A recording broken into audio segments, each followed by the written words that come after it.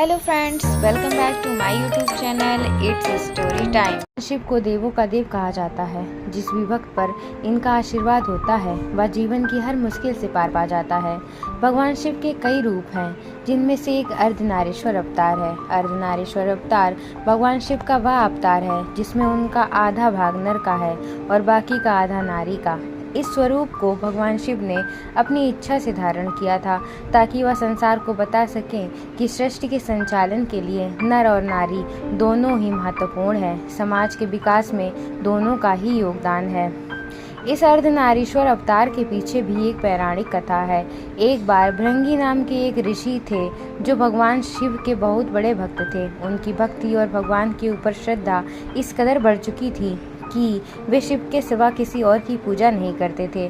माता पार्वती को भी शिव भगवान से अलग समझते थे और अपनी माता की कभी पूजा नहीं की। एक बार भोले बाबा के ये अनन्य भक्त कैलाश पर्वत पर अपने आराध्य के दर्शन करने गए। वहां पहुंचकर उन्होंने एक बहुत ही अजीब हरकत की। वे भगवान शंकर की परिक्रमा करना चाहते थे, लेकिन माता पार्वती की नहीं। इस पर माता पार्वती ने उन्हें समझाया कि शिव और शक्ति अलग अलग नहीं, परंतु जब ऋषि भृंगी नहीं माने तो माता पार्वती और भगवान शिव एकदम पास बैठ गए।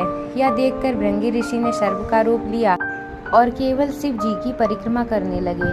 तब शिव और पार्वती ने अपने रूपों को मिला लिया, वे एक हो गए और तब जन्म हुआ अर्धनारीश्वर अवतार का। हद तो तब हो गई जब इस पर भी ऋषि को समझ नहीं आया और वे चूहे का रूप रखकर दोनों बीच से कुतर कर अलग करने लगे।